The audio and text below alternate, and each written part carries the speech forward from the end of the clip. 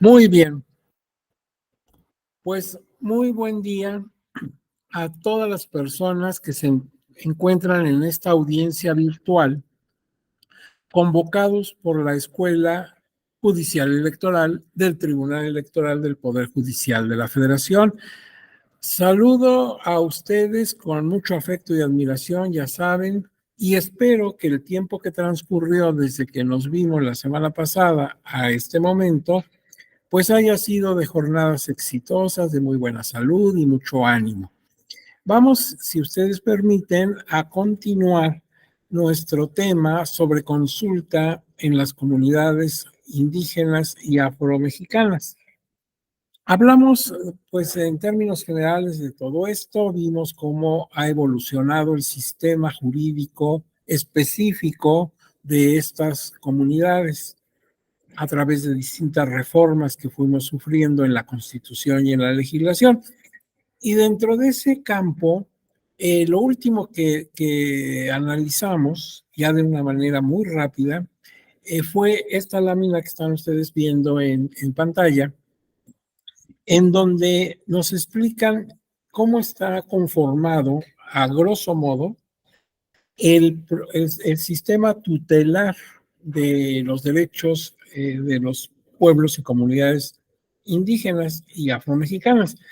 Por ejemplo, aquí vemos que son 1, 2, 3, 4 niveles y que si empiezo desde el que está en la parte inferior y voy subiendo hasta el último, me encuentro, por ejemplo, que al nivel local, al nivel de una entidad federativa, pues tienes protección de estos grupos en las constituciones de las entidades federativas, tanto de los estados de la República como de la Ciudad de México, porque la Constitución general, la Constitución Política de los Estados Unidos Mexicanos, establece que las entidades federativas replicarán el sistema de protección a estos colectivos, adaptándolos pues a la manera de ser, las necesidades y idiosincrasias propias de cada entidad.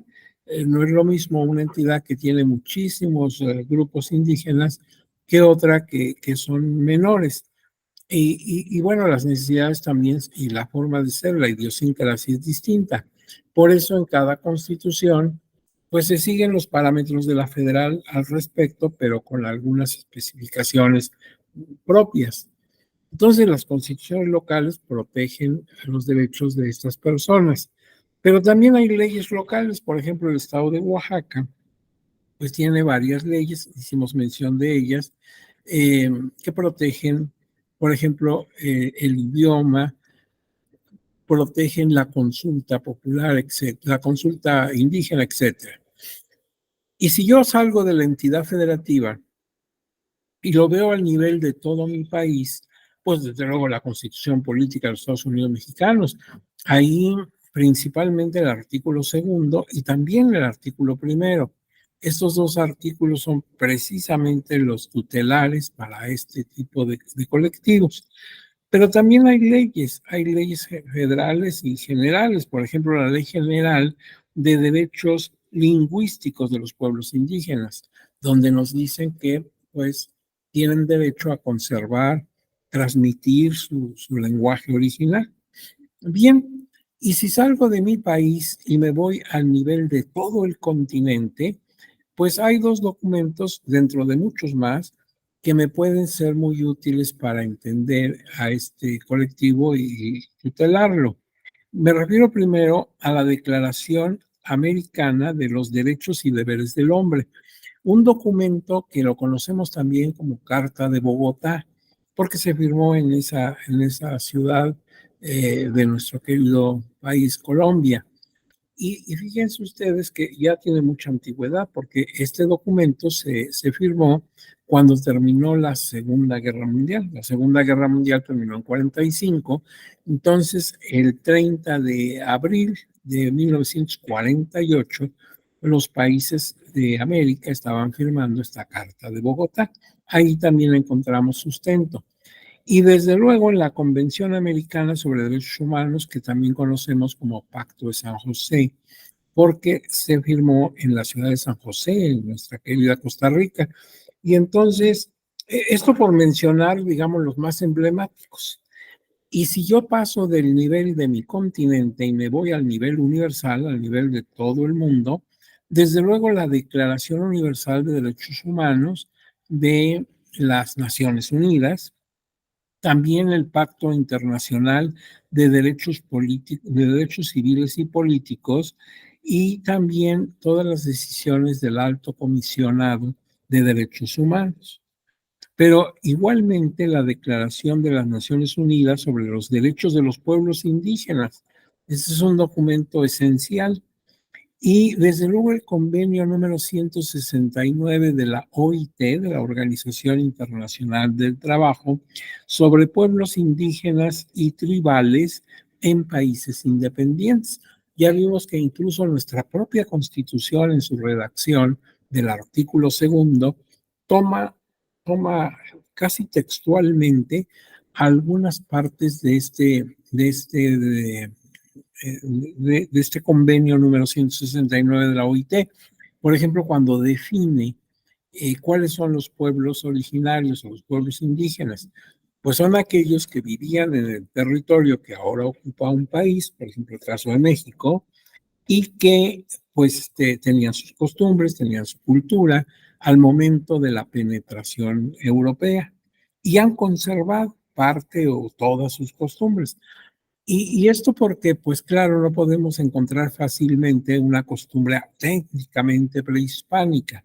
Ya hay mucha influencia de la cultura europea, no en balde estuvieron 300 años aquí los españoles, pues nos infiltraron su cultura, nos dieron su cultura, entonces ya no vamos a encontrar instituciones prehispánicas así puras, pero bueno, han conservado parte de ellas. Y también el asunto de la autoadscripción, o sea, cómo podemos saber qué personas pertenecen a ese colectivo, pues porque ellas mismas se autoadscriben como indígenas. Ahora, esto también ya comentamos, en ocasiones puede dar origen a situaciones arbitrarias e ilícitas, donde personas que no son indígenas, ni supuestamente, ni remotamente, y se quieren hacer pasar por tales, por ejemplo, para aprovechar el régimen de acciones afirmativas. Pero esto, aparte de ser ilícito, pues es también una situación bastante deleznable, porque estos colectivos precisamente para eso tienen sus acciones afirmativas, para que ellos, gente de ellos, lleguen a ocupar lugares en autoridades colegiadas, o sea, de que se vayan empoderando. Entonces no es correcto que alguien se quiera hacer pasar como indígena cuando no lo es. Pero esto ya lo habíamos hablado. Ahora, si me permiten, vamos a entrar a los temas subsecuentes. Dice aquí algunas leyes que protegen a las personas integrantes de pueblos originarios. Algunas. Por ejemplo, la ley de la Comisión Nacional para el Desarrollo de los Pueblos Indígenas, la Ley General de Derechos Lingüísticos, a lo que me refería hace un momento, de los pueblos indígenas, la Ley Federal para prevenir y eliminar la discriminación, la Ley de la Comisión Nacional para el Desarrollo de los Pueblos Indígenas, ahí se repitió. Ahora bien, fíjense ustedes que nosotros aquí en el Tribunal Electoral del Poder Judicial de la Federación, que es una autoridad muy compleja, tiene muchos organismos internos, pues uno de estos órganos internos de nuestro tribunal es la Defensoría Pública Electoral para Pueblos y Comunidades Indígenas. En realidad, cuando me refiero a esto, debería yo decir fue la Defensoría Pública Electoral para Pueblos y Comunidades Indígenas. ¿Y por qué digo fue? Pues que ya no existe. No, no existe. Así como están viendo en esta lámina, ya no. Hubo una reforma. Pero no se preocupen, los indígenas siguen protegiéndose dentro de esta defensoría. Lo que pasa es que esta defensoría amplió su margen de acción, amplió su posibilidad, su espectro de protección. Pero originalmente, hacia el año 2016, se formó esa Defensoría para los Pueblos y Comunidades Indígenas. Es un organismo auxiliar de la Comisión de Administración del Tribunal. La Comisión de Administración, digamos, es como el cerebelo de la institución. Así como nuestro cerebelo regula muchas funciones de nuestro cuerpo, de nuestra inteligencia, de nuestras capacidades, pues así la Comisión de Administración tiene a su cargo responsabilidades muy, muy grandes para la buena marcha del tribunal. Entonces tiene varios órganos de auxilio o auxiliares. Por ejemplo, la propia Escuela Judicial Electoral, donde están ustedes recibiendo este diplomado, pues es un órgano de apoyo a la Comisión de Administración. Bueno, pues así nació como un organismo auxiliar de esta comisión, la Defensoría Público Electoral para los Pueblos y Comunidades Indígenas. ¿Y qué características tiene? Pues es una dependencia con independencia técnica y autonomía operativa, encargada de prestar gratuitamente servicios de defensa, asesoría y toda la orientación que requieren personas de sus colectivos. Podían acudir a esta defensoría, se les orientaba, se les asesoraba, en fin. La defensa electoral concretamente consiste en la representación y hasta en la defensa ante las propias salas del tribunal. Entonces, si ustedes entran a la página de la Defensoría, la página electrónica, se van a encontrar pues, muchos documentos interesantes, desde luego de la materia que nos ocupa. Y se van a encontrar videos, se van a encontrar audios, folletos informativos, libros en español y algunos en español y con traducción a lenguas indígenas, concretamente a 13 lenguas indígenas de las más comunes en nuestro país. Incluso aquí en esta lámina, cuando ustedes ya tengan esta presentación, se van a encontrar en la liga para que puedan acceder directamente y consultar. Pero fíjense ustedes que cuando se creó en 2016, así se creó, nada más para la defensa de los puros grupos indígenas, porque inclusive todavía no se hablaba de los afrodescendientes. Sin embargo, el año pasado, ya casi va a ser un año, el 19 de agosto del año 22, hubo una reforma al reglamento interno del tribunal. Apareció publicado en el Diario Oficial en esa fecha, 19 de agosto. Y hay una reforma muy, muy importante porque crea, es decir, termina la Defensoría de los Derechos de los Pueblos Indígenas y ahora se habla de una nueva Defensoría Pública Electoral. El propósito sigue siendo servicios gratuitos de defensa y asesoramiento en derechos político-electorales. Las actividades concretas a realizar son orientación, mediación, o sea, vamos a ver si con la mediación se pueden arreglar las cosas para no llegar a un procedimiento. Asesoría, representación de colectivos vulnerables, fíjate, dice colectivos vulnerables. Ya no solamente son los indígenas, sino son varios colectivos, y esto para lograr una justicia incluyente, ciudadana y abierta.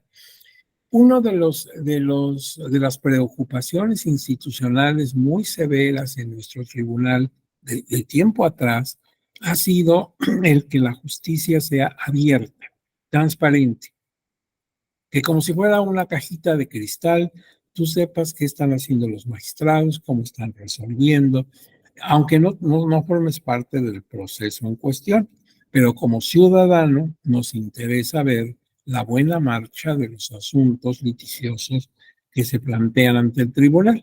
Entonces el tribunal pues siempre ha procurado hacer todas sus resoluciones, llevar a cabo sus discusiones y debates en sesiones públicas, porque así lo mandata la ley. Y dentro de esa idea de transparencia está también el haber creado esta defensoría. Pero ahora los grupos atendidos son muchos. Por ejemplo, miren, son mujeres en casos de paridad y violencia de género. Son personas, claro, de pueblos y comunidades indígenas, o sea, ellos siguen protegidos, obviamente. Pero también los grupos equiparables, ¿se acuerdan que hay comunidades que no son precisamente indígenas, pero por sus maneras de vivir, etcétera, su idiosincrasia, se podrían comparar con pueblos indígenas? También los residentes en el extranjero, paisanos nuestros, ciudadanos mexicanos, mexicanas, que radican en el extranjero. Desde luego nuestros amigos los afromexicanos, ciudadanos como tú o como yo, que desde el año 2019 ya están constitucionalmente reconocidos sus derechos. Personas discapacitadas, niños, niñas y adolescentes, juventudes, personas adultas mayores, por supuesto, personas de la diversidad sexual, personas en prisión preventiva. O sea, ya llevamos 11 colectivos y todavía hay un nivel 12 que dice otras que lo justifiquen al solicitar los servicios de esta Defensoría Pública Electoral. O sea, si se nos olvidó alguno mencionarlo expresamente, pero siente que está dentro de estas características de grupo vulnerable, puede acudir, ya sea personalmente o por correo electrónico, como pueda, y lo orientan. Aunque a veces incluso hacen consultas que no tienen nada que ver con lo que hace el tribunal. Por ejemplo, es que tienen problemas de dotación de agua, que tienen problema de servicios públicos, etcétera. Pues el tribunal no les da la espalda, no les dice, pues aquí no es y a ver qué hacen, no, los orienta. Puedes acudir a tal institución, puedes acudir a, por ejemplo, a tu alcaldía y ahí hay esta oficina que puede atender este asunto. O sea, los orientan, no los dejan así al garete, aunque no sea cuestiones electorales. Ahora, si lo son, pues pueden llevar a cabo incluso tu defensa ante las propias salas del tribunal. Entonces, como ven, pues la original, que era muy reducida nada más a grupos indígenas, pues ahora se ha agrandado de una manera pues muy notoria. Así es que pues esta reforma obviamente fue para optimizar los servicios de la Defensoría. Ahora miren, vamos a hablar de pueblo y comunidad indígena porque se acuerdan que nuestra Constitución los hace diferenciar, ¿sí? Un pueblo es un conglomerado humano que reconoce un origen étnico común. Entonces, el pueblo es la etnia, la raza, por decirlo de alguna manera. Y la comunidad es una organización política con un gobierno local constituido y un sistema normativo consuetudinario, sus usos y costumbres propias. Y para ponerte un ejemplo, podríamos poner cualquiera, pero tomamos un ejemplo. En el estado de Nayarit, hay indígenas, varios pueblos indígenas. Uno de ellos que destaca mucho es el de los coras. Los coras no están nada más circunscritos a Nayarit, sino también te los encuentras en los estados circunvecinos. Te los encuentras en Durango, en parte de Zacatecas y de Sinaloa y de Jalisco, claro, pero tienen un núcleo muy fuerte en tierras de Nayarit. Bueno, ese es el pueblo Cora.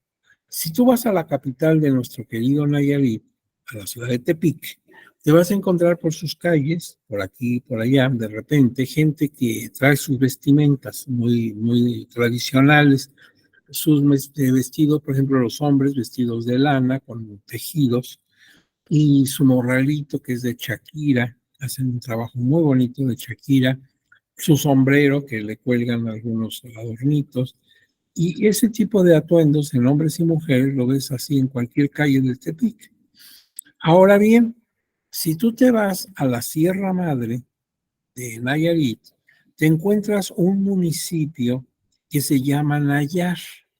Nayar fue un jefe indígena que hizo mucho ruido en la región, que defendió siempre a su comunidad de las intervenciones españolas, Y por eso el estado se llama Nayarit, en su honor. Incluso cuando entras a la ciudad de Tepic por carretera, viniendo de Guadalajara, pues hay una rotonda ahí, una glorieta, donde está un monumento al rey Nayar. Bueno, pues en el municipio de Nayar hay una población que se llama Jesús María. Si yo llego hasta Jesús María, me encuentro que ahí, pues la vida es distinta. Es un pueblo indígena que tiene sus propias autoridades, entre las que destaca un grupo de ancianos, un consejo de ancianos. Ellos le llaman los tatas mandones, o sea, los papás mandones, y son muy respetados, son personas muy respetables en la comunidad. Si tú quieres arreglar algo con la comunidad, llevar a cabo un plan de desarrollo, de empresa, lo que quieras, primero ponte de acuerdo con los tatas mandones, porque si ellos están de acuerdo ya lo hiciste, y si no, ya ni lo intentes porque ahí se obedece a los tatas. Entonces ahí tienes ya no un pueblo, sino una comunidad, una organización política. Fíjate que esa comunidad pues no es muy grande, son 3,000 y fracción de personas, 3,500, 3,600 personas. Entonces todos se conocen, es como una gran familia. Y es difícil llegar, no creas que es tan fácil. Si yo salgo de Tepic por carretera, pues un trecho lo camino en carretera, en la autopista, pero luego me tengo que meter en camino de terracería. Entonces, pues también depende de las condiciones, que no llueva, que esas cosas, pues voy a hacer unas 5 o más horas. Y si me voy, hay una avioneta, la puedo tomar en el aeropuerto internacional Amado Nervo de Tepic y me lleva por avión, por avioneta, y pues me hago unos 40 minutos o una hora también dependiendo de las condiciones climáticas. O sea que no es tan fácil, no es así de que pues puedo llegar con mucha facilidad. Y ellos ahí pues tienen sus propias tradiciones, sus costumbres, su manera de vivir y de pensar. Entonces ahí puse ese ejemplo en nuestro estado de Nayarit para que tú veas, pues, comunidad de pueblo, pero lo podríamos haber puesto en cualquier otra entidad federativa. Muy bien. Ahora mira, yo ya vi que también tenemos legislación internacional, o sea, documentos que México ha firmado y ratificado en su oportunidad y que consecuentemente se vuelven parte del sistema jurídico nacional, porque así lo mandata la propia Constitución. Entonces son parte de nuestro sistema normativo y que toca asuntos de los indígenas. Por ejemplo, ya hemos hablado, el convenio número 169 de la Organización Internacional del Trabajo sobre Pueblos Indígenas y Tribales en Países Independientes. Cuando tengas este documento, ahí vas a ver 2 puntos en los que concretamente, ya lo hemos dicho, se toma de este convenio. Luego tenemos la Declaración Universal de Derechos de los Pueblos Indígenas. Igual, aquí en la lámina incluso te señalan qué artículos pues impactan directamente a los indígenas. Tienes también el Pacto Internacional de Derechos Civiles y Políticos, la Convención Americana de Derechos Humanos, que también conocemos como Pacto de San José.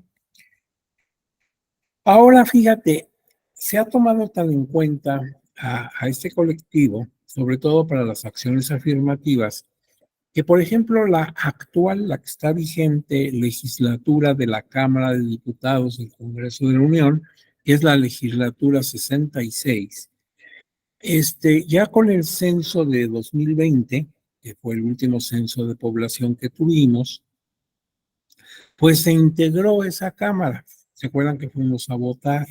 Todavía con pandemia y esas cosas, fuimos a votar para cambio de diputación federal.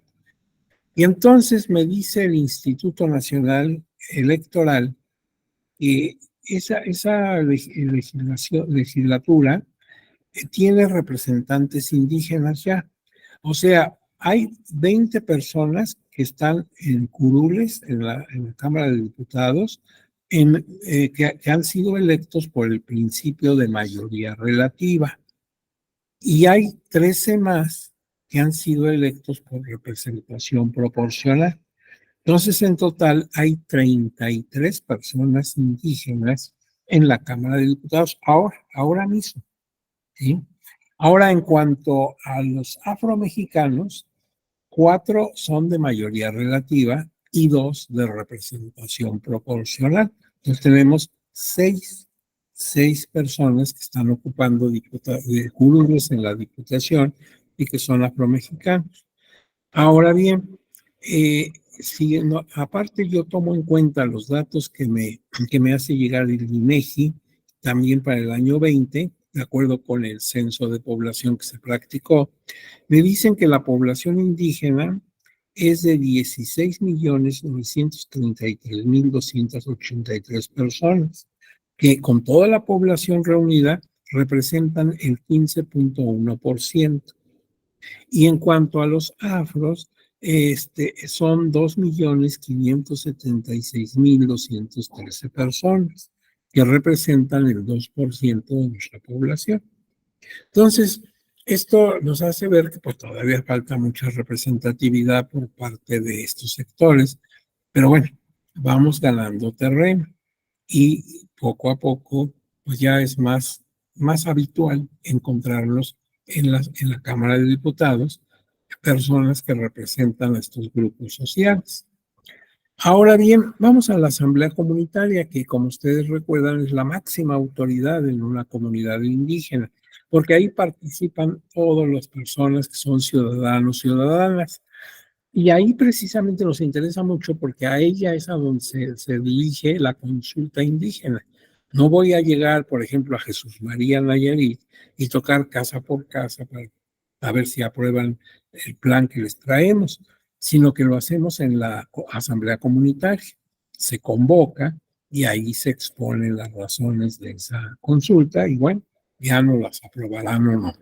Entonces, puede denominarse de diferentes maneras, no siempre se llama asamblea comunitaria. Tal vez le den en algunas localidades otro nombre, pero es lo mismo. Se trata de la máxima autoridad en una comunidad indígena o afrodescendiente. Ella determina la validez y vigencia de sus propias normas y procedimientos válidos de acuerdo con los usos y costumbres imperantes y también elige a sus autoridades constitucionales, municipales y o tradicionales. Fíjate que la asamblea pues es el corazón de su gobierno. Ahí discuten sus asuntos, ahí se arreglan, si es que hay pues algunas medidas de prevención, y ahí votan, ya los vimos votando, que con su mano levantada, que con rayita del pizarrón, en fin. La ley del Instituto Nacional de los Pueblos Indígenas en sus artículos 7º, 8º y 29 la definen como la máxima autoridad en la toma de decisiones. Esto no lo digo yo, lo dice esta ley. Se constituyen como órganos colegiados que garantizan su participación y pleno respeto a su autonomía y personalidad jurídica comunal. Por medio de ellas se regula y solucionan en general las actividades en beneficio común. Entonces, para los vecinos, la asamblea es así el cerebro de la comunidad. Cualquier problema y lo planteamos, si hay forma de un arreglo, de una composición, se hace. Si hay necesidad de elegir algún cargo, ya sea constitucional, como los miembros de ayuntamiento, o tradicional, como eso de los jefes de familia y ese tipo de cosas, ahí se hace. Entonces, las decisiones se toman en la asamblea. Se debe tomar en cuenta la opinión de los pueblos indígenas a través de sus órganos tradicionales de representación para el establecimiento de programas, proyectos y acciones tendientes a su desarrollo y bienestar, y en los planes de acuerdo municipal con respeto a sus formas de producción, comercio, usos y costumbres en general. Por eso leímos con cierto detalle el artículo 2º constitucional, porque vimos que aparte de los derechos político-electorales, por ejemplo, de que elijan a sus autoridades internas constitucionales o que elijan a representantes suyos ante municipios, aparte de eso tienen muchos otros derechos. Tienen derecho a conservar su medio ambiente, a explotar sus recursos con racionalidad tienen derecho a la propiedad agraria, tienen derecho a la educación, tienen derecho a la cultura, al deporte. Vimos que tienen muchos derechos. Y entonces, si yo quiero llevar a cabo un proyecto como empresa, poner ahí algo que los va a impactar, tanto para bien como para mal, pues tengo que hacer consulta para que ellos estén de acuerdo. Y para eso necesito establecer con todo cuidado cuáles son los pros y contras para que ellos tengan la posibilidad de decidir informadamente. Ahora bien, en la asamblea comunitaria se resuelven problemas de trabajo comunitario, problemas de tipo administrativo general como los servicios públicos, y se deciden formas de elección de autoridad constitucional, municipal y de representación ante municipios, así como, como elecciones de autoridades tradicionales. Pueden participar, según sea el caso, personas desde los 15 años. Los cargos tradicionales se dan por experiencia y compromiso con la comunidad. Por eso les decía que era muy importante, si tú vives en una comunidad indígena y tienes pues deseos de participar, de tener una carrera política, pues se empieza por hacer labor en el tequio, por ejemplo, que vean que participas, que cuando hay un problema, por ejemplo, pues cuando hay un evento catastrófico como inundaciones, terremotos, etcétera, pues estás ahí solidario, participativo, apoyando en todo lo que puedes. Porque si no, pues mañana cuando aspires a un cargo te van a decir, no, pues este nunca estuvo con nosotros, siempre fue muy egoísta, siempre se escondió, siempre se justificó, para nada. En cambio, si eres participativo, si han visto tu interés por la comunidad, ya tienes ahí un plus para iniciar tu carrera política. Ahora bien, la asamblea se desarrolla de la siguiente manera. Primero hay una convocatoria abierta donde dicen el próximo tal día, tal hora, nos vemos en tal lugar. Hay veces que ya ni siquiera hay que decir en qué tal lugar porque es el lugar de siempre, ¿verdad?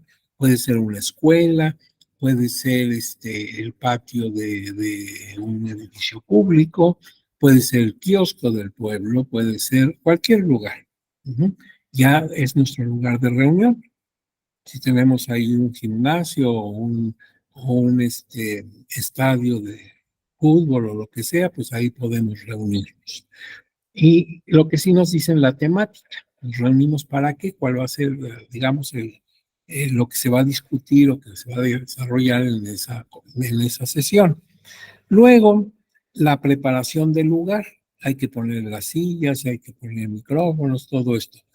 Y la identificación y recepción, el mero día que se celebra la asamblea, hay una mesa donde pues te van a identificar.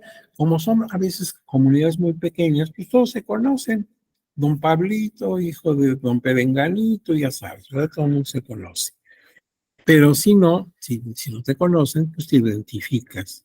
¿Sí? Te identificas con alguna credencial y bueno, ya saben que vives ahí desde tanto tiempo. Luego de la identificación y recepción, la moderación. Se nombra una mesa que va a moderar, una mesa directiva que va a ir llevando el tono de la discusión y además levantando el acta correspondiente de todo lo que ahí se diga. Luego viene pues la discusión, como cualquier asamblea o como cualquier junta. Hay una agenda a desahogar. 2.1, vamos a hacer esto. Y entonces ya se toma la decisión, pasamos a punto 2, o a lo mejor es un único punto, por ejemplo, nada más vamos a votar. Ahora otro, ya que se terminó la discusión, pues puede haber también conciliación. Vamos a, si hubo un enfrentamiento, si hubo algo ríspido, a lo mejor lo podemos solucionar de manera amigable con la intervención de personas que ahí también son de respeto. ¿Sí? Siempre la palabra de don Luis o de doña Rosita, etcétera, siempre pesan y nos conciliamos. Y luego, pues la votación, para ver, según nuestros sistemas, mano levantada o lo que sea, vamos a ver si estamos de acuerdo por absoluta mayoría o si estamos de acuerdo por unanimidad o no estamos de acuerdo. Y se levanta de esto un acta. Se escribe el acta, esa acta se archiva para que quede constancia de lo que ahí se discutió y a las soluciones que se llegó. Y finalmente hay un cierre, ya se terminó la asamblea, entonces alguien toma la palabra, da las gracias de la presencia de todos y ya nos podemos despedir. Ese es, digamos, el desarrollo normal de una asamblea. Ahora bien, en la cuestión de la consulta indígena, según la Comisión Nacional de los Derechos Humanos, para ella es el derecho de participación de los pueblos indígenas en situaciones que impliquen una afectación a ellos y a sus derechos. Es un método de reconocimiento de los pueblos como autónomos y con libre determinación para darles la posibilidad de definir sus prioridades para desarrollarse. Por ejemplo, si tenemos dos programas, ¿qué le damos preferencia? Porque este tiene estas ventajas y este tiene estas desventajas. Entonces ustedes mismos decidan, pues, cuál llevamos a cabo. Hay una tesis, la tesis 40 del año 2011 de nuestro tribunal, que dice en la parte que nos interesa, la frase Asamblea General Comunitaria se refiere a la expresión de la voluntad mayoritaria, la cual puede obtenerse en una asamblea o con la suma de los afectados en cada una de las localidades, pues en ambos casos implica la toma de decisiones en conjunto, de tal manera que la voluntad de integrar el órgano encargado de designar a la autoridad municipal puede emitirse válidamente por Asamblea General Comunitaria del municipio con la participación de sus integrantes o con base en las consultas realizadas en cada una de las localidades que componen el municipio. Lo que dice esta tesis del tribunal es muy importante. Está distinguiendo asamblea comunitaria de la reunión misma, o sea, de que entras a un recinto y dices, aquí está la asamblea, como lo vimos en la fotografía, que hay una serie de personas ahí reunidas escuchando y votando, o si la asamblea es la decisión que se toma en esas reuniones. Y el tribunal dice, es la decisión, aquí lo dice, se refiere a la expresión de la voluntad mayoritaria. O sea, la asamblea no nada más es el órgano, todos se juntaron, sino la decisión. Y esto porque ya en la vida real, si yo me voy a la comunidad, me encuentro que no es como en una ciudad o en un pueblo donde está todo el caserío y se reúnen, no, sino que hay partes de la misma comunidad que están un tanto alejadas, rancherías, localidades, etcétera. Entonces, a veces no es fácil que todos se reúnan. Entonces, lo que se puede hacer ahí es que se reúnan los que están, digamos, en la cabecera municipal, pero también en sus respectivos lugares pequeñitos, otras pequeñas asambleitas, digamos. No lo digo despreciativamente, sino en número, asambleas más chiquitas. Y se va recabando lo que dicen en San Gregorio, en San Miguel y en San Lucas. Y con todo eso, más lo que está en la cabecera, pues ya tienes la decisión. Si se dan cuenta, no es fácil a veces que todos se reúnan en la cabecera. Si tú vives arrinconado por allá en alguna localidad que es de difícil acceso, bueno, pues reúnanse los que viven ahí, tomen su decisión y nos las hacen saber para anexarla, para sumarla y para que nos dé el total del panorama, aceptando o no una propuesta, por ejemplo. Es muy importante esa tesis, como ves.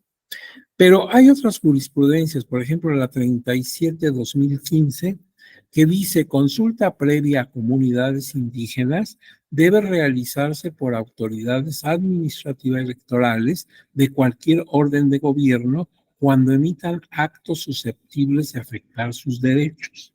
Cualquier decisión que tome, lo mismo el señor gobernador, que por ejemplo tal dependencia administrativa o tal institución, si los va a afectar, hay que hacer consulta con el pueblo, con la consulta comunitaria. Esto es importante porque cuando yo digo afectar, no solamente que los perjudique, sino también que los beneficie, ¿sí? Aunque tú pienses que lo que vas a hacer va a beneficiar mucho, bueno, pues tienen que enterarse porque los afecta. Afectarse quiere decir que me vas a cambiar lo que tenía. A veces para bien, esperemos que así sea, por eso te lo voy a aprobar, pero también puede haber una afectación en contra. Ahora bien, en esa tesis que acabamos de señalar, la 37 de 2015, dice la federación, las entidades federativas y los municipios para promover la igualdad de oportunidades de los indígenas y eliminar cualquier práctica discriminatoria, determinarán las políticas necesarias para garantizar la vigencia de los derechos indígenas y el desarrollo integral de los pueblos y comunidades, los cuales deberán ser diseñadas y operadas conjuntamente con ellos. O sea, aquí también hay algo muy importante. Me dice, infórmalos de los pros y contras, como te gustaría a ti que te informara. Yo también no soy indígena, pero si vas a afectar mi colonia o mi fraccionamiento, pues quiero que me platiques así con bolitas y palitos de qué se trata y que me digas las ventajas y desventajas. Pero además, esto que dice al final, te decía, es muy importante porque dice, si va a haber desarrollo, si va a haber de alguna manera un impacto que beneficie económicamente, ellos son los que deben beneficiarse. Por ejemplo, si esa empresa que tú piensas poner ahí va a desarrollar mano de obra, pues contrátalos a ellos. Ese es un aliciente también. Qué bueno que vienes a mi municipio, que vas a poner esta empresa, que todo está muy bonito. Pero bueno, pues danos trabajo, ¿sí? O sea, que nos beneficie directamente, ya no nada más en consulta y en programas y en esquemas que me estés proyectando ahí, sino que yo la vea pues realmente convertida en algo que a mí me beneficia. Pues tengo una fuente de trabajo interesante. Esto es lo que quiere precisamente esta jurisprudencia. En este sentido, las autoridades administrativas electorales de cualquier orden de gobierno, o sea, desde el gobernador y todo lo demás, tienen el deber, no es que quieran o puedan, tienen el deber. ¿Por qué? Pues porque está en la Constitución. Acuérdate que es la fracción 9 del artículo segundo. Tienen el deber de consultar a la comunidad interesada mediante mecanismos eficaces que garanticen su conocimiento y por conducto de sus instituciones representativas cada vez que pretendan emitir alguna medida susceptible de afectarles directamente sin que la opinión que al efecto se emita vincule a la autoridad administrativa. Siempre a la consulta la tienes que dar. Punto. No hay de otra. Ahora bien, características de esa consulta indígena. Es el procedimiento por el cual se presenta a los pueblos y comunidades indígenas iniciativas, propuestas de planes y programas de desarrollo, modelos de políticas públicas y reformas institucionales que les afecte, ya sabes, positiva o negativamente o de las dos, con el propósito de obtener su consentimiento. La consulta debe ser, a ver, fíjate, previa, o sea, antes de, no cuando ya estés construyendo, no cuando ya terminaste la obra, no. Antes de, debe ser previa, informada, o sea, sustentada en datos verídicos, ¿sí? Con datos duros, estadísticas, todo lo que aporte para que vean la importancia. Completa, no les ocultes nada, no, eso sería pues realmente de muy mala fe. Tú diles la verdad, enséñales, ¿verdad? Todo el proyecto.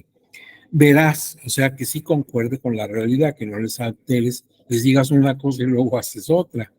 Que sea de buena fe, no con el afán de engañarlos, sino con el afán de que se enteren y que enterados puedan tomar una decisión. Por otro lado, culturalmente adecuada, no vayas a emplear tus palabras técnicas que ni tú entiendes, ¿sí? Ponlo en un lenguaje ciudadano que cualquier persona medianamente con conocimientos te entienda, porque si me vas a sacar ahí frases y términos de ingeniero y de todo eso que tú solamente manejas, pues ni yo, que no soy de ese colectivo y que tengo un posgrado, Pues te entiendo, porque yo no soy ingeniero. No, explícalo así, pero de una manera muy sencillita. Y además que ellos acudan y decidan con entera libertad. Nadie los está presionando, nadie los está amenazando. Entonces, cuando digan que sí o que no, nadie los motivó de una manera violenta. Entonces tiene que llenarse todas esas características. Se considera que hay cambio o afectación en derechos colectivos o comunitarios si se producen cambios en su ejercicio o en su situación jurídica. Fíjate que a veces hay cosas que a ti te pueden no interesar mucho, pero yo sí. Por ejemplo, vamos a hacer una presa. La necesitamos para asegurar que se surta el agua en la región. Eso es una buena idea. Va a costar una fortuna, pero lo va a poner el Estado o el gobierno federal. Nada más que, ¿qué crees? Al hacer la presa y llenarla, el pueblo se va a cubrir de agua. Entonces, pues vamos a hacer una cosa. Vamos a darles tierras, propiedades, construir sus casas en la parte de arriba, porque lo de abajo va a quedar sumido. Y, por ejemplo, se afecta a su iglesia que viene desde la época colonial, pues va a quedar abajo. Solamente cuando haya sequía se alcanzará a ver la torrecita de la iglesia. Les vamos a construir un templo nuevo, desde luego. Todo eso corre por nuestra cuenta. Bueno, pero pues esto también tiene una afectación de tipo espiritual que a ti quizás no te interesa, porque a lo mejor ni creyente eres, pero a ellos sí les interesa y por eso tienes que darles a conocer qué se sacrifica y a cambio de qué se sacrifica. Fíjate que eso de que se quede una iglesia debajo de una presa o cosas así, no es una cosa que estoy inventando. Ha ocurrido en Chiapas, ha ocurrido en el Istmo de Tehuantepec, ha ocurrido en Tamaulipas, que los pueblos originales se quedan pues de la presa.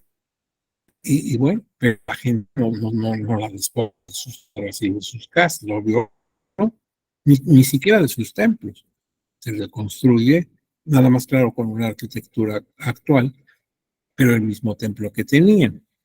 La Constitución, la consulta indígena, como ya sabemos, está regulada en el artículo segundo, apartado B, fracción 9. Está también en el convenio 169 de la OIT, en el artículo 6, 7 y 25, en la Declaración de la ONU sobre Derechos de los Pueblos Indígenas, en los artículos 3, 4, 10, 11 y 29.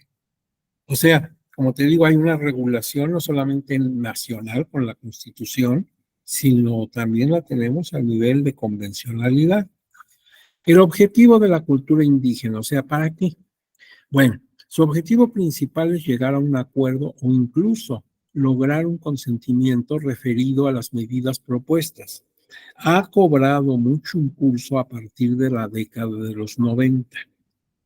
La declaración de la ONU antes aludida implica la obligación de obtener el consentimiento de la comunidad indígena en caso de desplazamiento forzoso de población. Como te decía, señores, ¿qué creen? Esto se va a venir a quedar en la presa, entonces no nos queda más remedio que en la parte alta construirles o reconstruirles su pueblo. Por otro lado, también cuando se implica almacenamiento de materiales peligrosos, contaminantes, radioactivos, pues hay que avisar y ver primero cómo se va a proteger eso, porque puede haber una hecatombe, en un momento hay un descuido y se va a radiar todo el pueblo. Por otro lado, también cuando hay afectación de bienes religiosos, como te decía, la iglesia, el santuario, lo que ellos veneraban, pues se quedó abajo. Entonces hay que ver si esto lo podemos resolver construyéndoles algo nuevo, cultural o intelectual o espiritualmente. Todo hay que cubrirlo. ¿Sí? Te repito, a lo mejor tú dices, pues, a mí no me interesa eso, no a ti no, porque no tienes esa idea religiosa, a lo mejor ni practicas religión alguna, pero ellos sí, y los que importa que estén contentos son ellos, no tú. Por eso hay que informarlos muy bien. En el foro En el Foro Permanente de Naciones Unidas para Cuestiones Indígenas hay un foro permanente. Desde 2002 se han emitido múltiples recomendaciones para procurar la mayor participación posible de las personas integrantes que las comunidades originarias en las decisiones que les puedan afectar directa o indirectamente. Algo similar han hecho el Banco Mundial de Cooperación Financiera Internacional y el Banco Interamericano de Desarrollo en cuanto hace a los proyectos que están financiados. Estos bancos de carácter internacional te pueden financiar la obra, están interesados en invertir, pero te piden que tu consulta previa.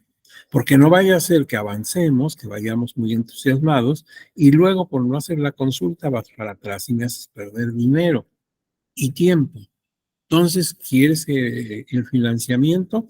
Me traes la constancia fehaciente de que hiciste consulta y que todo está bien. Así que, pues sí, también están presionados los proyectistas en cuanto a nivel de vigilancia. Y es justo, ¿verdad? Tú no vas a invertir tu dinero en lo que te salga, como que cree, ¿verdad? Que ya lo perdimos. No.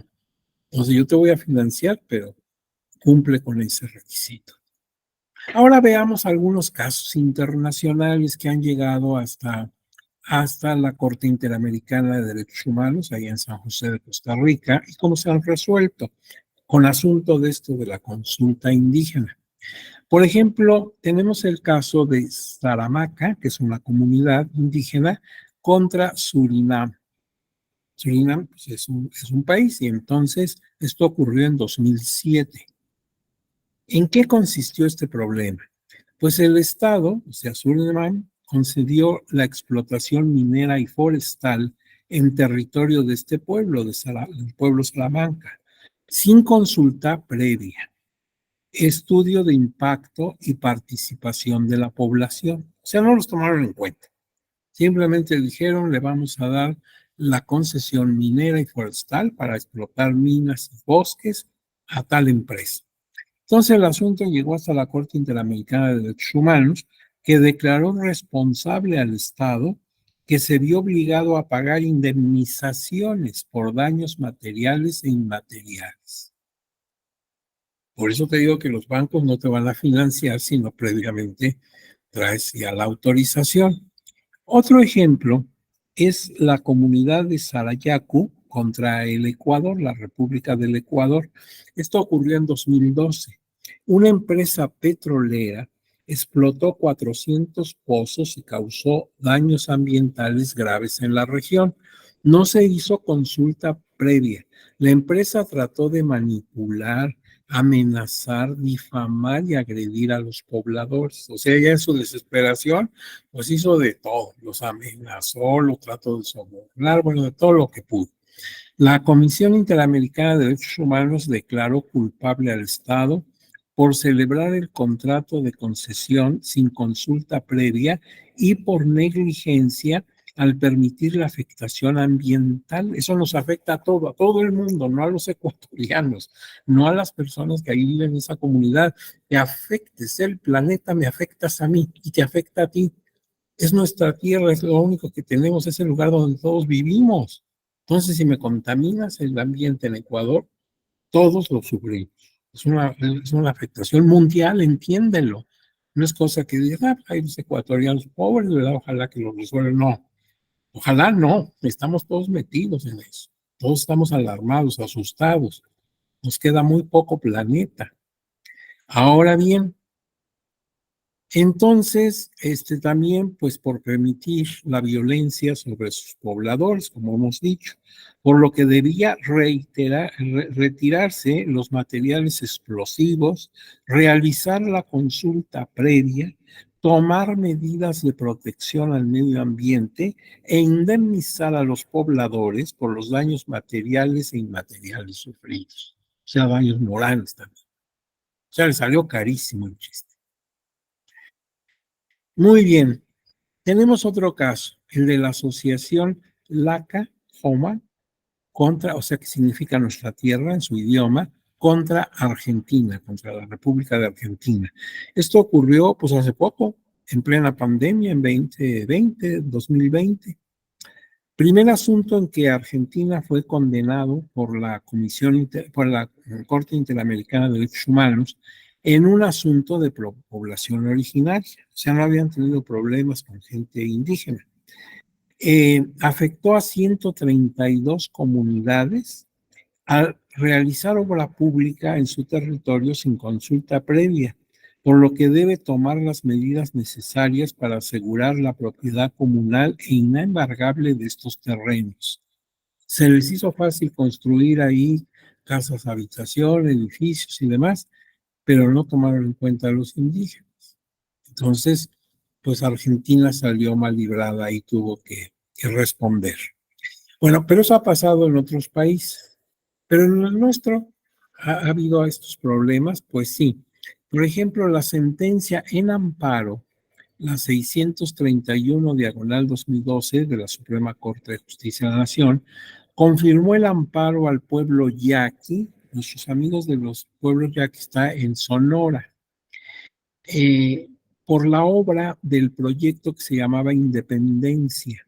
Pretendía desviar 60 millones de metros cúbicos de agua desde la presa El Novillo del río Yaqui hasta la ciudad capital de Sonora, la ciudad de Hermosillo, y ordenó realizar la consulta indígena para determinar si la construcción iniciada debía o no suspenderse de acuerdo al impacto ambiental causado, estableciendo que la consulta debe ser previa, no se nos olvide, previa, no cuando ya tienes el asunto andando, culturalmente adecuada, informada y de buena fe para llegar a un acuerdo.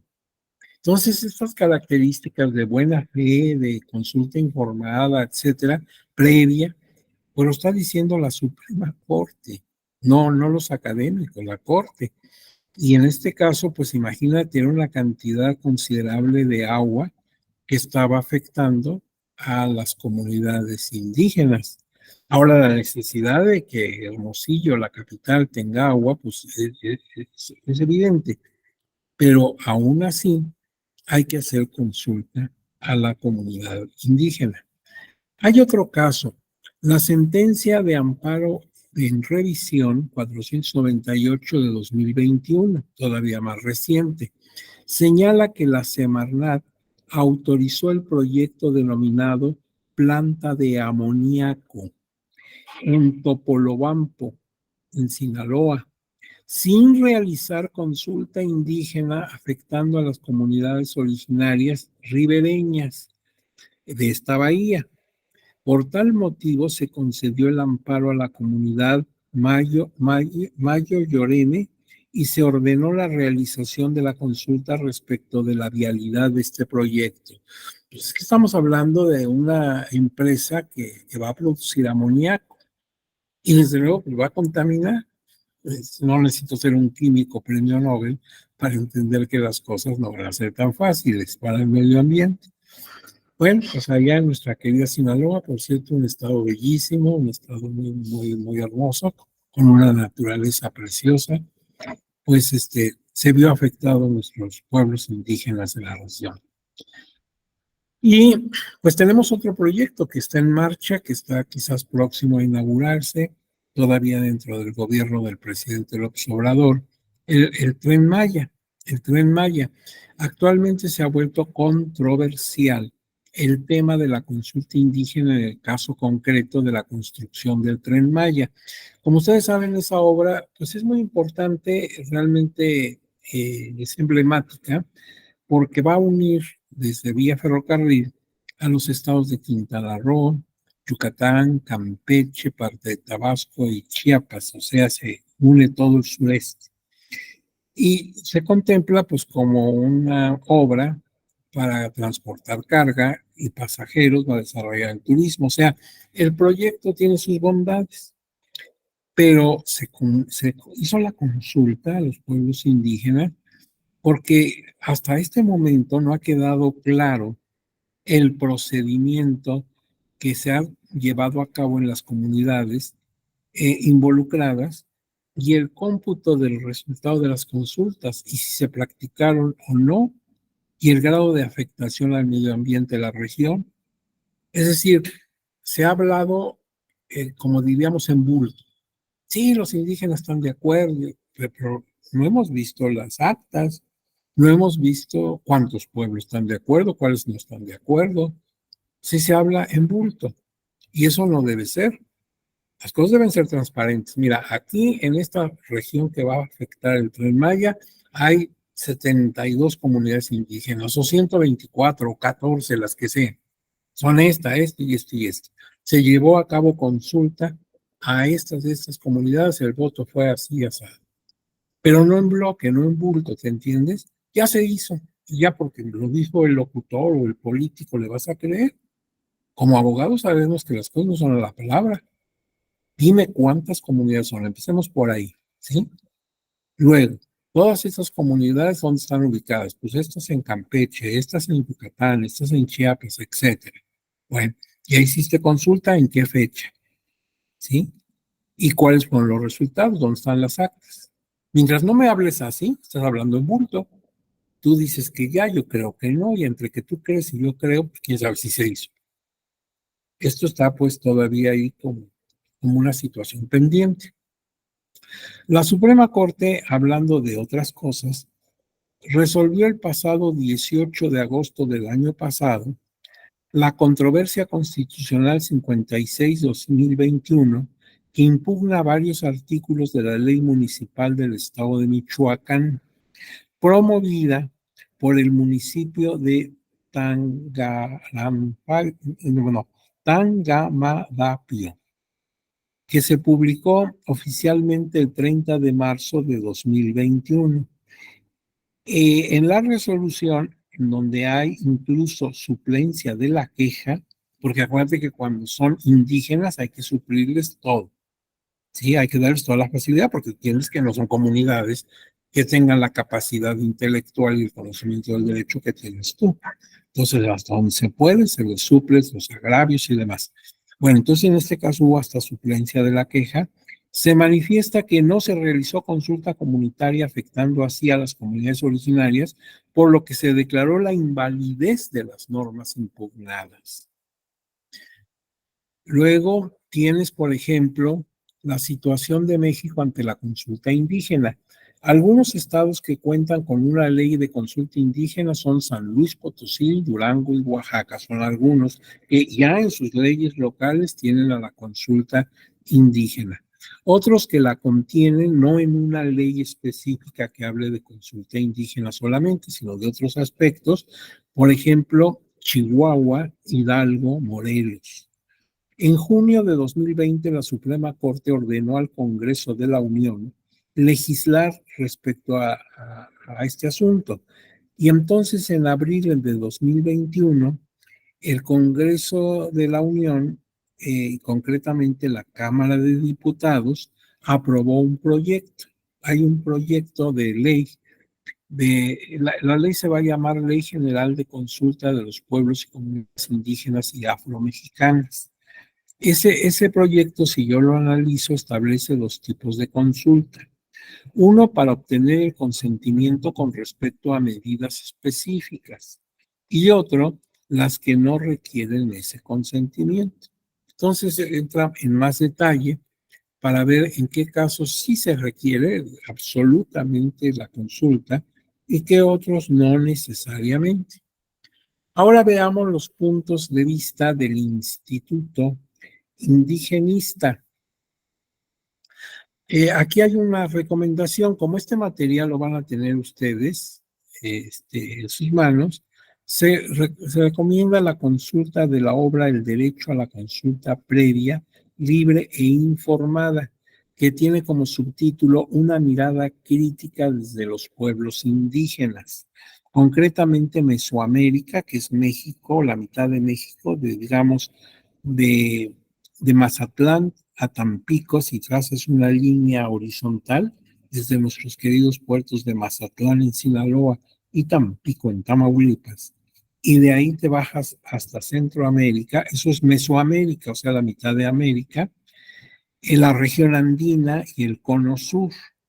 Este libro es del Instituto precisamente Interamericano de Derechos Humanos, que tiene su sede en San José de Costa Rica y data de 2016.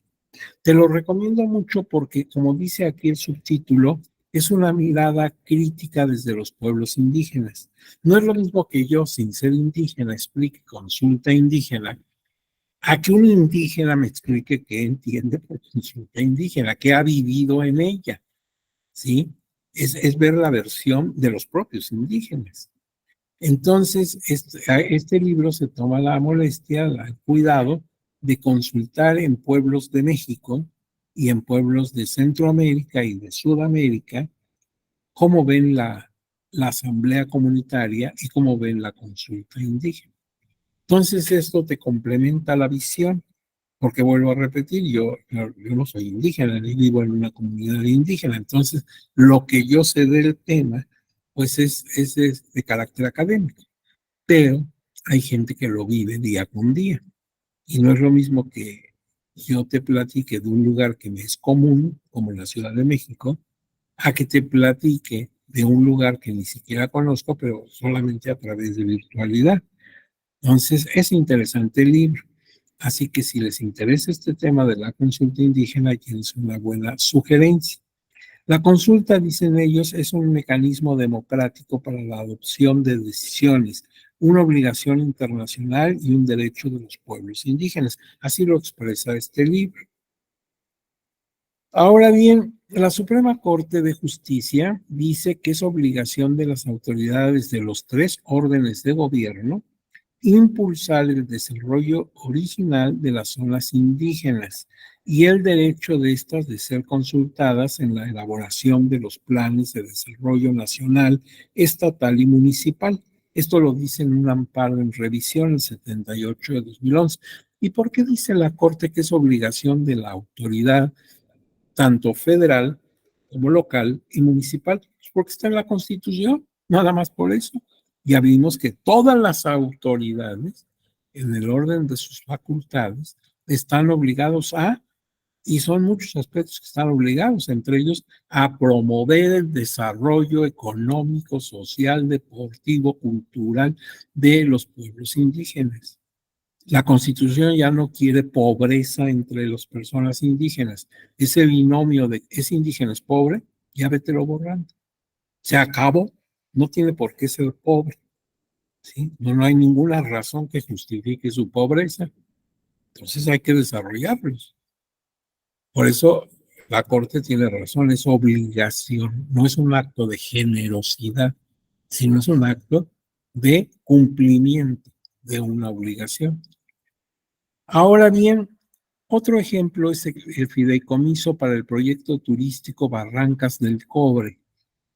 Barrancas del Cobre es una zona montañosa de la Sierra Madre Occidental en el estado de Chihuahua, lo que conocemos popularmente como la Sierra Tarahumara. Bueno, es un lugar bellísimo, con unos paisajes verdaderamente de película, y se creó un consejo consultivo regional con participación de las personas de las comunidades indígenas afectadas por este consejo. No se estableció, o sea, la idea era formar un consejo, pero no lo hicieron, por lo cual la Suprema Corte concedió el amparo a los afectados de una región que se llama Huitosach. Se insistió en la trascendencia de la consulta indígena y el tribunal, por su parte, creó la jurisprudencia 37-2015 que ya comentamos hace un rato. El tribunal, a su vez, se ha caracterizado por ser tutelar de la mejor manera posible de los derechos político-electorales de los justiciables, especialmente en casos de grupos vulnerables.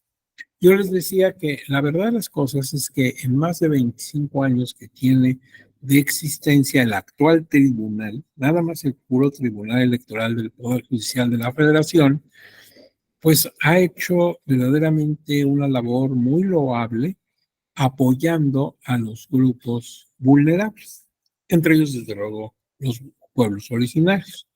Se procede en ocasiones a solicitar estudios especializados de antropología social y se aceptan opiniones de los llamados amicus curiae, sin fuerza vinculante, pero que son orientadores para ubicar la realidad que viven estas comunidades a fin de que las resoluciones sean acordes con dicha finalidad. Yo hace rato te decía, ¿cómo puedo yo como académico pues entender lo que pasa en la comunidad indígena? Pues si no tengo la mentalidad del indígena.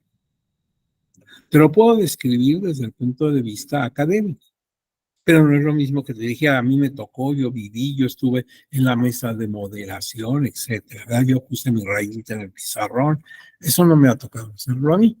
Entonces, pues sí se necesita ver la manera de ser de los pueblos indígenas. Por eso en materia de justicia se habla de juzgar con interculturalidad, ¿sí? O sea, con la mentalidad de ellos.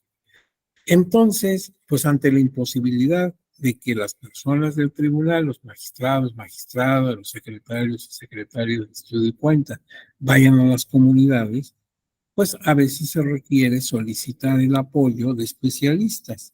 Por ejemplo, precisamente antropólogos, sociólogos, politólogos que están en comunicación con esas comunidades y que nos orienten.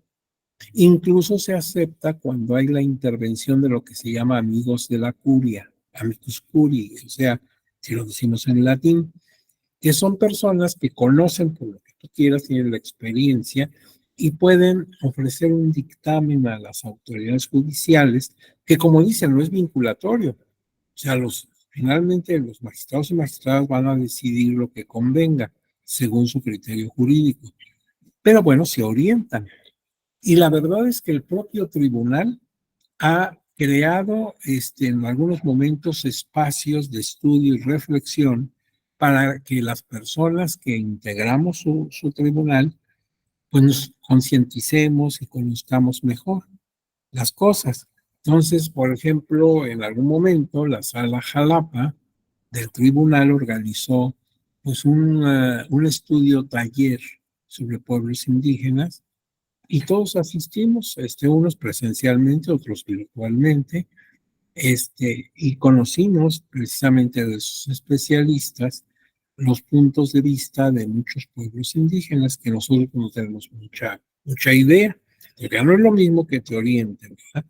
Incluso gente de nuestra comunidad aquí en el tribunal ha visitado algunos pueblos de Sonora, de Chihuahua, del estado de Hidalgo, etcétera, y pues no es lo mismo que llegues, hables con ellos, veas cómo están sus asambleas y demás, a que los leas en una obra especializada. Y bueno, vienen las conclusiones que, como te dije alguna vez, son mis conclusiones. A lo mejor concuerdas con ellas o a lo mejor no, porque es un tema muy amplio, como ustedes ven. Pues mira, una conclusión fue a partir del término de la Segunda Guerra Mundial cuando se comenzó a visualizar a este importante colectivo que, a pesar de descender de los habitantes originales del territorio nacional, había permanecido sin atención y en completa marginación y discriminación. Entonces, ¿te acuerdas que te dije? Estaban, pero no estaban, no los veíamos o no los queríamos ver. Cuando la guerra termina, la guerra mundial en 45, y se da a conocer todas las barbaridades que ocurrieron en los campos de concentración y eso, pues todo el mundo estaba indignado. Si no era posible que en pleno siglo XX se cometieran actos de barbarie tan extremos. Entonces llegó la idea, nunca más esto no puede volver a pasar. Y es entonces cuando ya se voltea a ver a colectivos que habían estado marginados.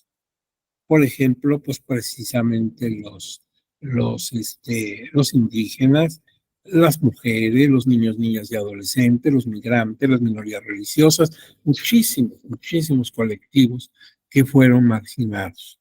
Bueno, eso se acabó, ¿sí? Así que el sacrificio de nuestros hermanos del pueblo de Israel, o bien de Polonia y de Hungría y de tantos pueblos amigos que sufrieron cosas horribles, pues dentro de esa tragedia que nos sirva de experiencia, que algo positivo saquemos. Eso no puede volver a ocurrir.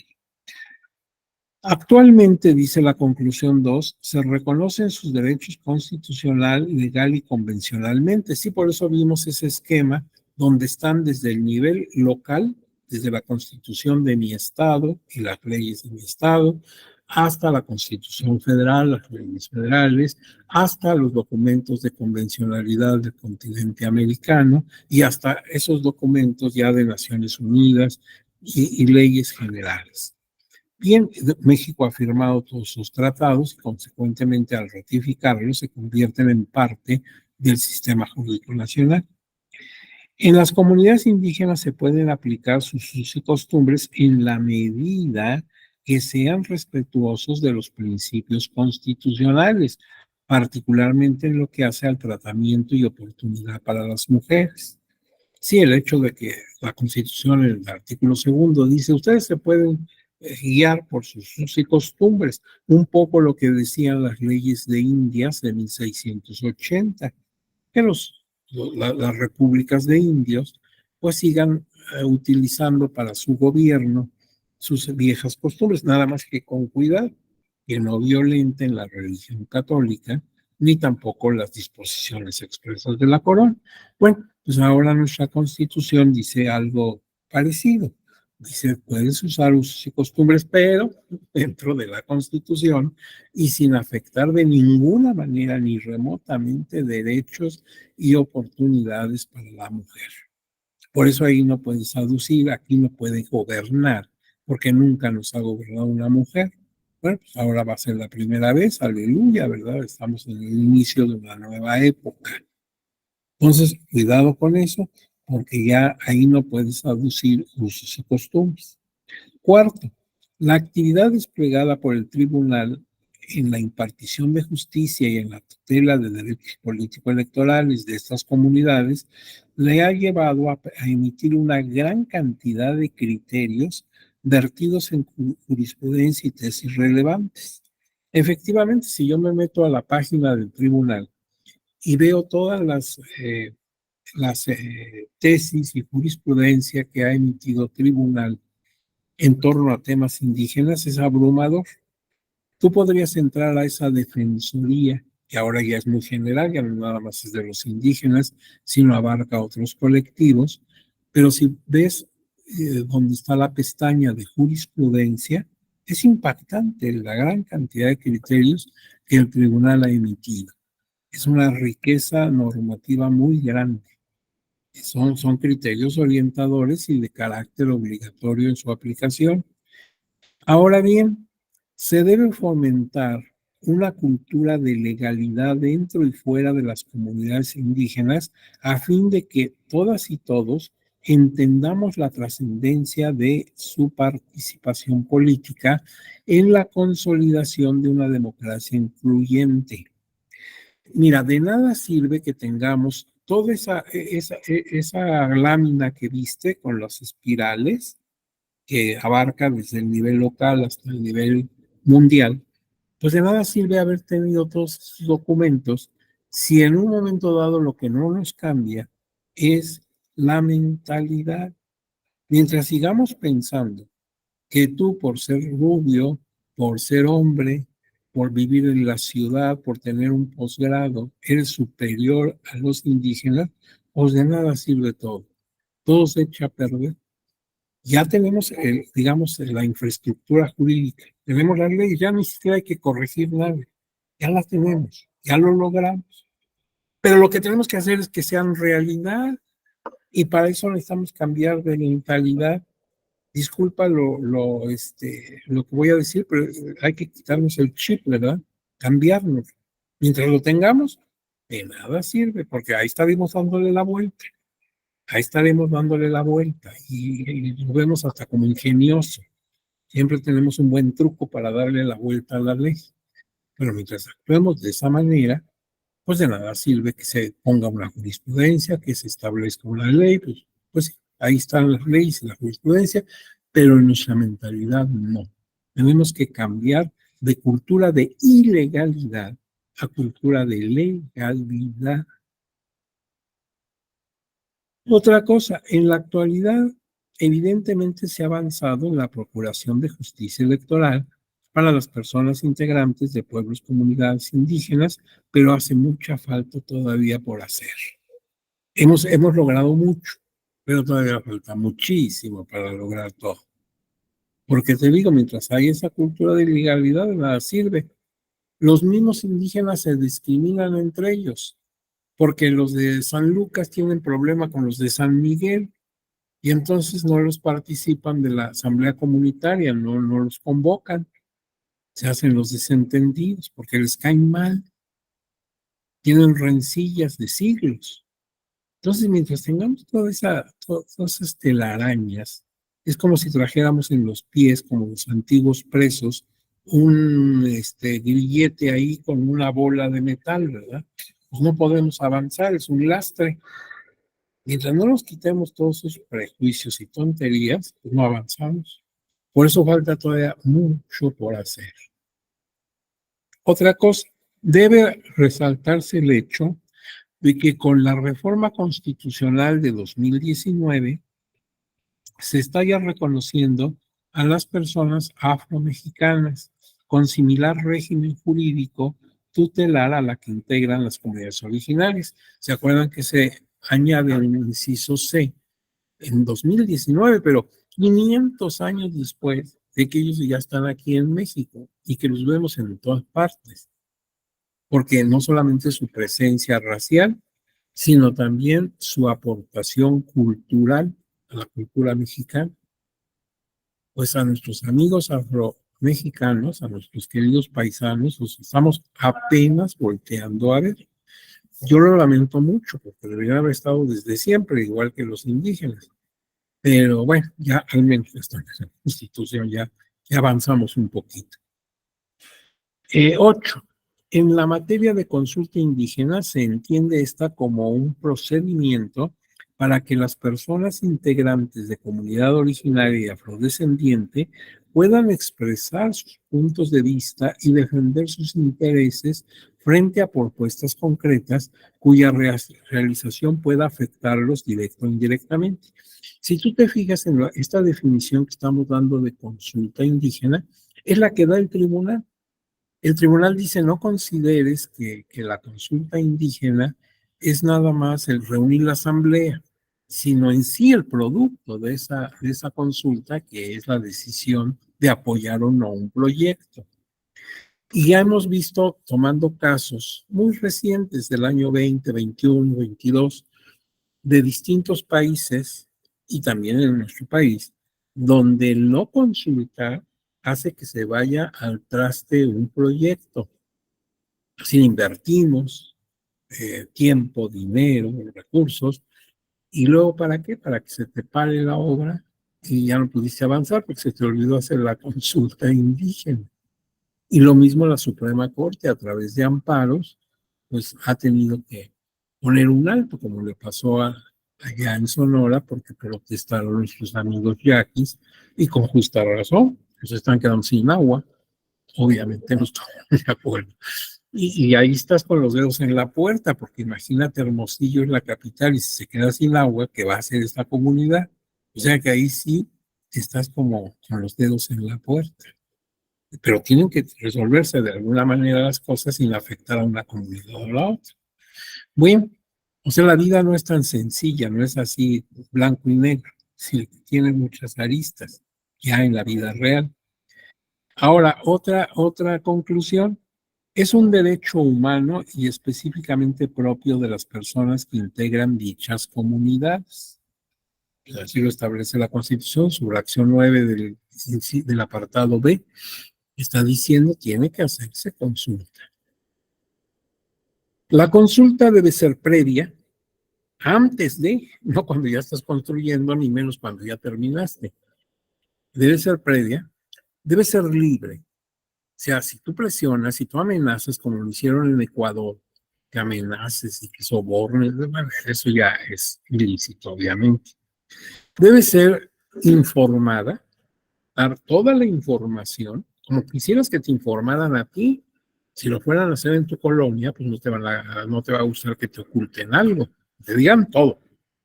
Debe ser de buena fe, o sea, con la idea de que te informes realmente, no de engañarte. y adecuada culturalmente, o sea, que lo entienda. Eso incluso yo lo reclamaría, porque como te digo, yo soy abogado, pero no soy ingeniero electricista, ni químico, biólogo. Entonces, si vas a hacer ahí un proyecto, por ejemplo, eso de amoníaco, me vas explicando de manera que yo lo entienda. Porque mis clases de química se quedaron en la preparatoria y la secundaria, entonces ya tiene sus ayeres, ¿verdad? Creo que en aquella época gobernaba el país Benito Juárez o alguien así. Entonces yo ya no me acuerdo mucho de la química. Entonces me lo explicas así con bolitas y palitos, que yo lo entiendo. Y por otro lado, pues encaminada a obtener eh, acuerdos para la implementación de esos programas, ya que tienes tu aceptación, que tienes tu aprobación, pero documentada, ¿sí? Ahora sí puedes ir a la banca internacional y te puede financiar tu proyecto. Se requiere reforzar la cultura de legalidad para el cumplimiento cabal de esa consulta, para empoderar a las comunidades originarias y afrodescendientes en el desarrollo social, económico y cultural del país. Por eso hay que leer muy bien el artículo 2 constitucional. Si yo lo leo, el espíritu del constituyente permanente cuando hizo esta reforma, pues es acabar con esa idea de pueblo indígena, pueblo pobre. Ya, se acabó. Tenemos 500 años de pueblos pobres. Creo que ya es suficiente. No tenemos por qué condenarnos para la eternidad a ser pobres. Que no pueden ser polos de desarrollo, polos de gran impacto económico y social. Pues creo que sí. Entonces, acuérdate, la Constitución quiere desarrollar, por ejemplo, la educación bilingüe de menos y se queda pobre, bilingüe, o sea, su lengua original y su lengua española, para que al menos en el país se pueden mover del Bravo al Suchet sin problema. Pero yo diría que incluso les puedes también poner el inglés y entonces sí le das a la comunidad un empujón, pero enorme, porque le abres el mundo. Ya basta de estar pensando pobre, ignorante y indígena. Bueno, pues ese cartabón al traste de la basura. Y aquí termina nuestra proyección.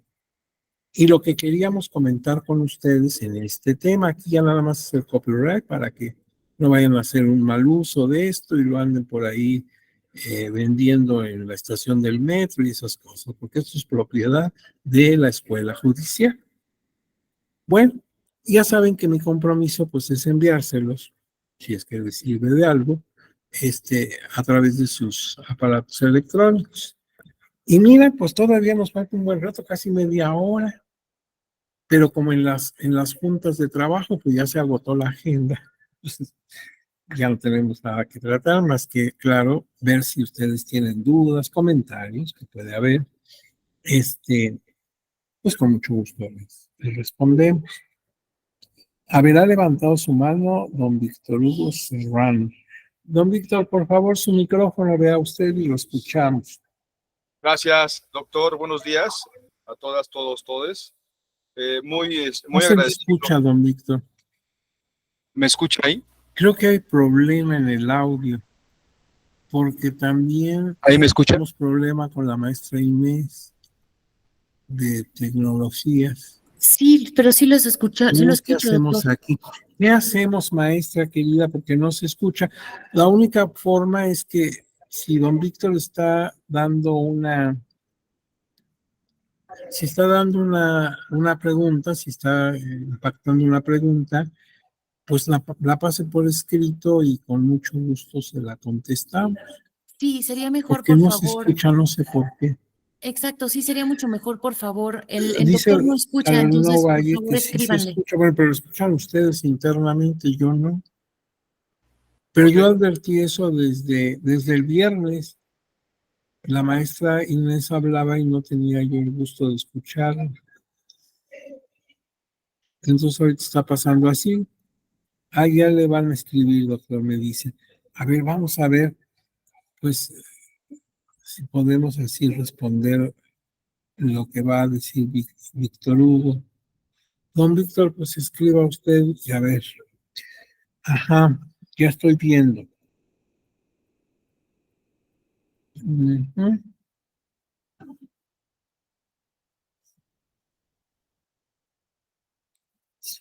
Ah, mire usted, qué fino. Dice que está agradecido por este mensaje. Pues nuestro deber es darles toda la información que tengamos a la mano. Don Víctor, a mí, yo soy el agradecido por la atención de usted, por regalarme su tiempo tan valioso y espero que esta información lo mueva a reflexión y a curiosidad de seguir indagando estas cosas. Si tienen más dudas que cuando entraron, perfecto, eso se trataba. Gracias, muy amable, don Víctor. Le mando un abrazo desde aquí. Y entonces, miren, pues si hay alguna pregunta en concreto, lo pueden enviar a través de la plataforma con la maestra Inés y ella me hará favor de hacérmelo llegar y se lo respondo, aunque ya sea fuera de la sesión. Y en este caso, pues les digo, mi compromiso es que dentro de un rato puedan tener este documento en sus manos. Les mando a todas y a todos un abrazo muy fuerte de esos que duelen y mi deseo de que sigan pues muy exitosos y muy interesados en los temas electorales. Por ahí nos vamos a encontrar otro día, ya verán, en alguna otra experiencia. ¿De acuerdo? Les deseo que tengan un día muy, muy bonito, muy lleno de satisfacciones y sobre todo cuídense mucho. No se descuiden porque aunque ya no hay que traer cubrebocas y eso, pero más vale que digan qué exagerado y no que enfermo se encuentra, ¿verdad? Entonces mejor nos cuidamos. Maestra, pues solamente mi gratitud, como siempre, ya saben, mi cariño y estamos en comunicación. ¿Mm? Cuídense muchísimo. Hasta luego, gracias por todo. Gracias, hasta luego.